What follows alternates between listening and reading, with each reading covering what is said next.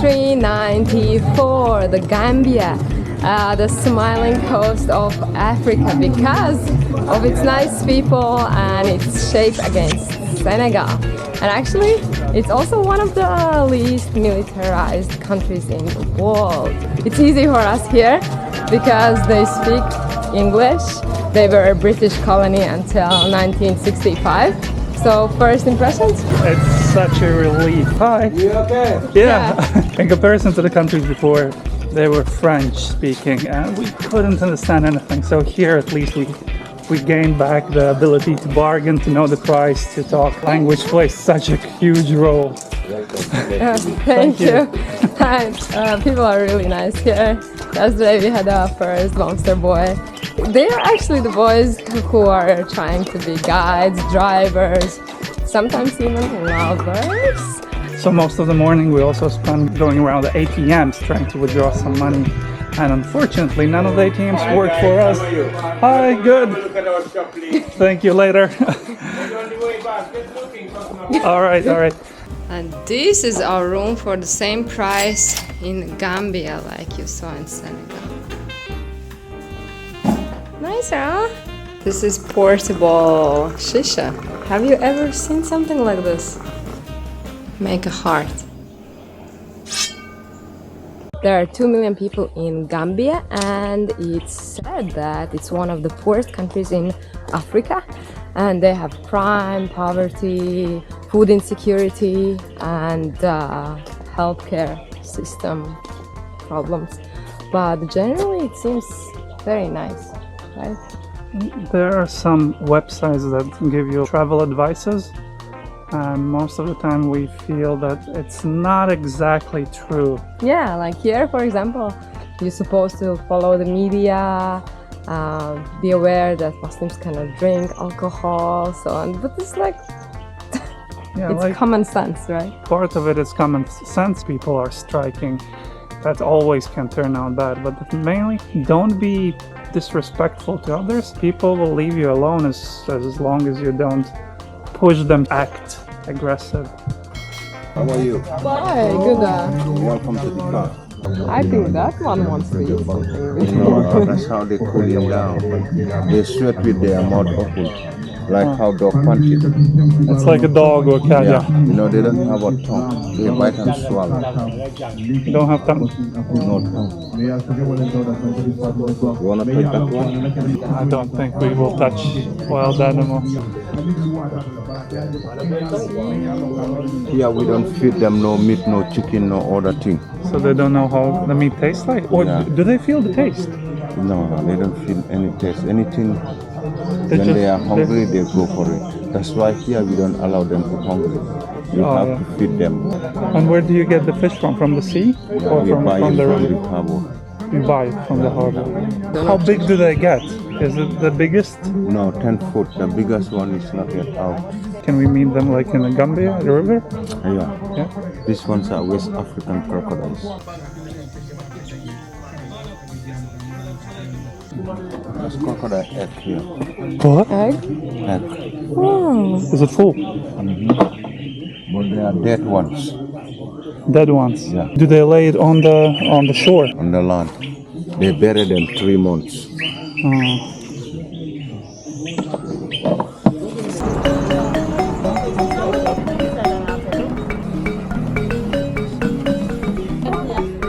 Ah, I think so. I have this one.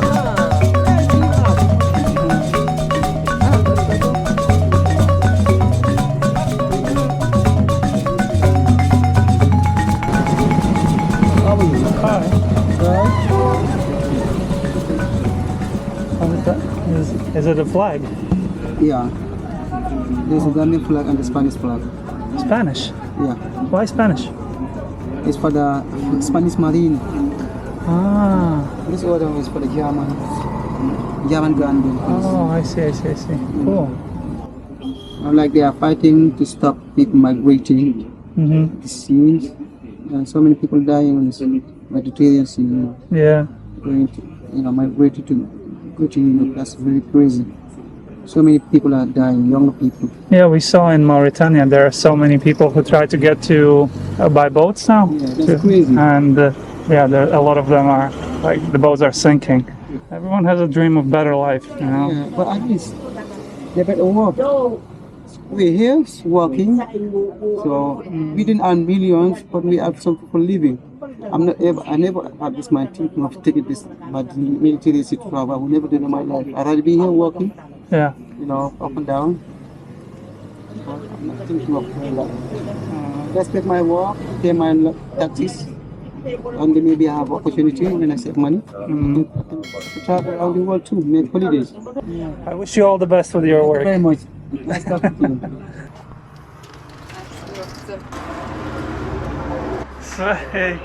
Arthur.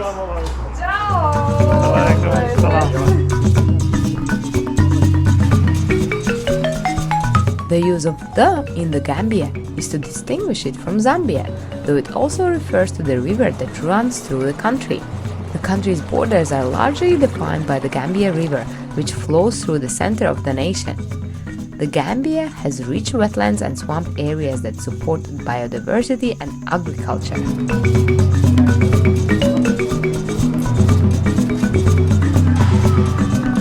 Hooded vultures are endangered species, and in some places in Gambia there's vulture feeding, like in this hotel, Senegambia Hotel, at 11:30. You can come and watch for free. Donations are appreciated. Let's go to Gambia. Let's stay in a resort and see nothing. Let's eat the food that we can eat at home. Let's swim in the pool. So we can, while we're waiting the vulture feeding event, we can tell you that Gambia is actually, though Gambia is the smallest country in African mainland, and it has 80 kilometers of coastline. Do you like the beaches here? Yeah, they vary. Some of them are cleaner than the others. And yeah, the country itself is relatively flat. 53 meters is the highest point. It's lower than in our country, and our country is very flat. And it's 320 kilometers long along the Gambia River. We are going there tomorrow. And yeah, the main food is fish. Of course, the main crop is peanuts, like in Senegal. Have you tried peanuts? We did. I think we did the roasted ones, and also the cashew nuts is available here. But though in Indian shops they still Cheaper. Uh-oh. Lizard, you're in trouble. They do recognize it. Yeah. You can feel the tension. Vulture feeding is done here every day, 11:30 here in Senegambia Beach Hotel. So today what we have on our menu, so we have chicken on table. It's not that much. So, but if you feel like to cut some part of your body so that we can add it to the menu, so you are highly welcome. So feeding time, so let's see what's going to happen now. Oh.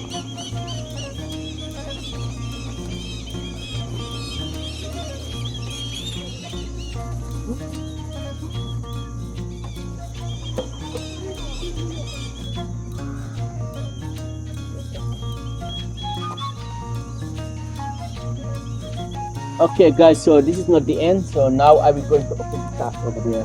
So they will all come down and drink. Later some of them will open their wings so that they can dry themselves. So you can walk close to the drinking place and you see what's going to happen now. So from this side, so it's drinking time. So after feeding them, so they will be here till 5, 6 o'clock in the evening. Some of them they will stay here and some of them will fly about 100 meters, 200 meters, up to 300 meters. So they live more than 60 to 70 years. So when they get old, so they drop out their old feathers and start to build another new one where they can look younger again. This park is to see the monkeys and birds, but you cannot graze here and you cannot do that.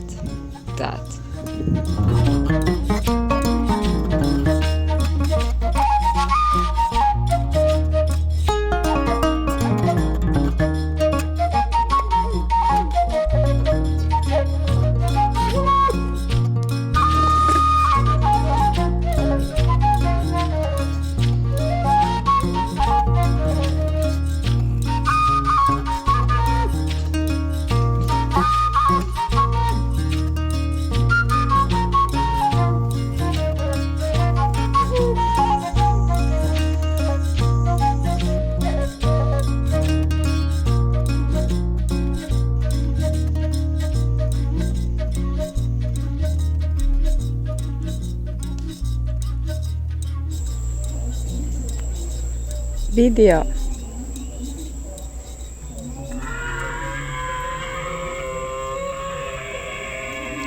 He drinks beer. Nedir?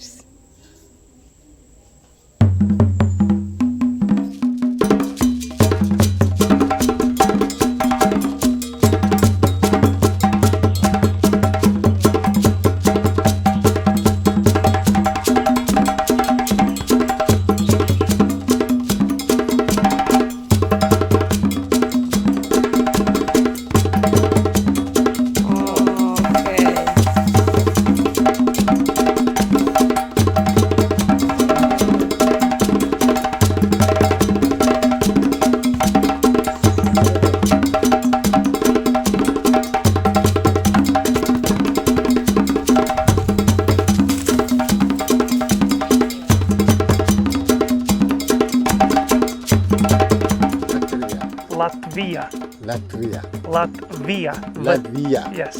We're trying to get to Kunta Kinteh Island. I think we need to bargain. Did you already pay? Gambia, 200.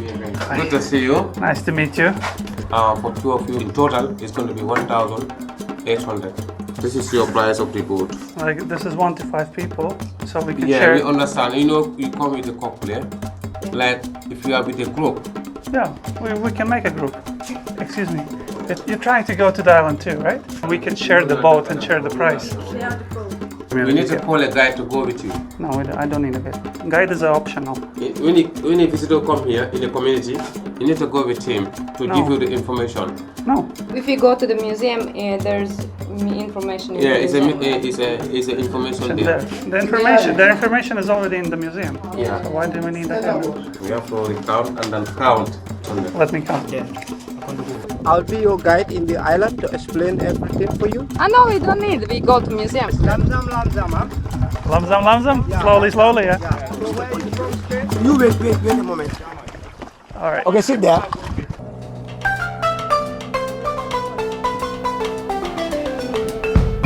We get to the famous island of St. Andrews, later known as James's Island, now Kunta Kinteh Island. It was one of the areas where Courland attempted to establish a colonial presence.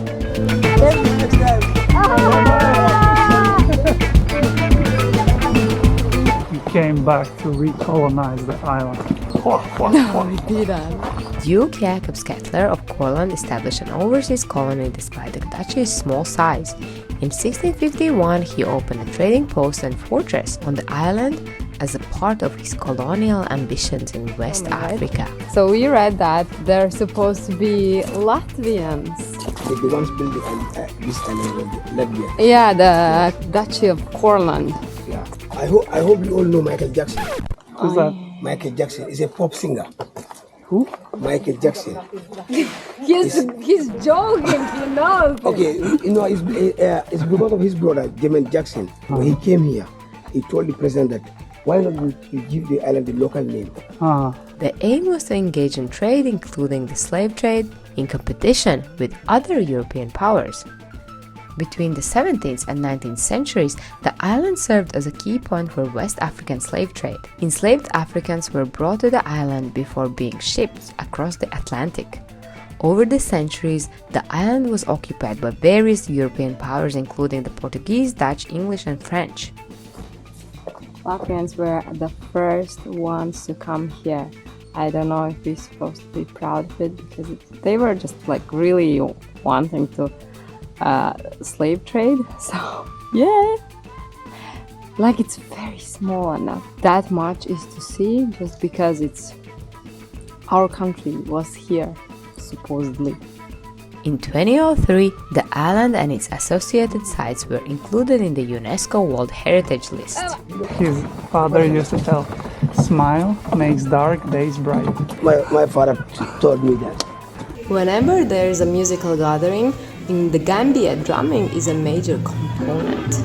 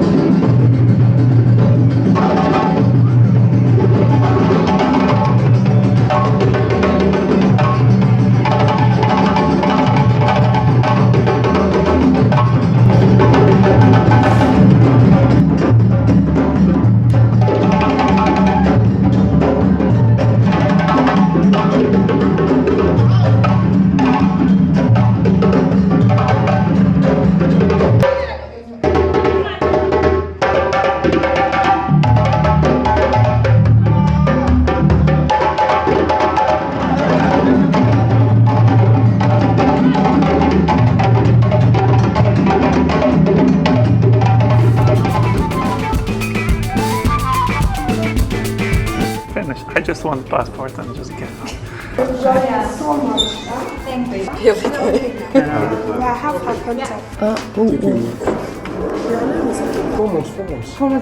What happened to my passport number? It's not correct. Then it's X. This X. It's X. Yeah. But I don't have X. Should be 8. 8, huh? Instead of X. Instead of X, it's 8. 8. Yeah. Scream. And the largest ethnic groups include Mandinka, Fula, Wolof, and Jola. Around 90% of the population is Sunni Muslim, with a Christian minority.